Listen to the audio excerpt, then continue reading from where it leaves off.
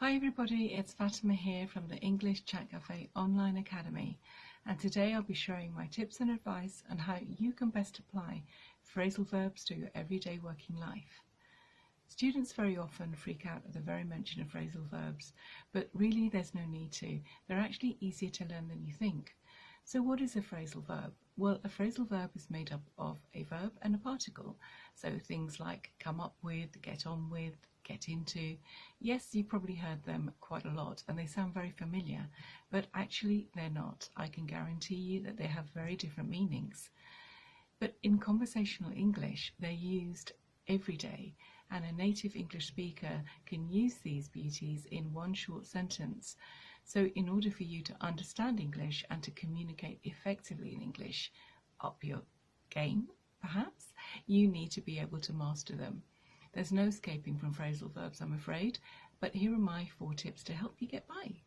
So tip number 1, never take a list of phrasal verbs and never try and memorize them. You'll become confused and disheartened, and you may even give up completely.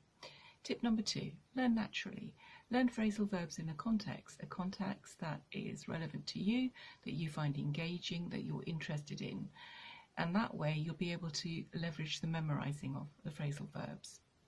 Tip number 3, guess the meaning of the word if you don't understand it. Don't look it up in the dictionary because there'll be several meanings of the phrasal verb in the dictionary. Guess the meaning, 9 times out of 10 you will be correct, and you're going to be feeling confident and very pleased with yourself, and it's a skill you'll be able to transfer to other English learning scenarios. Tip number 4, quite simply, practice. Say the phrasal verbs aloud in a context, in a personally engaging theme, and apply them to everyday life. So just to recap there, the best way to learn phrasal verbs is context, guessing the meaning of them, and practicing, because practice makes perfect. In order for you to dominate English and improve your English, taking your English to the next level, you really need to come out of your comfort zone. That's the only way you'll progress. Well, I hope you've enjoyed this short little video. Give it a thumbs up if you like it, and you can also find out more about my track record in teaching English as a foreign language in my website, which is a new website.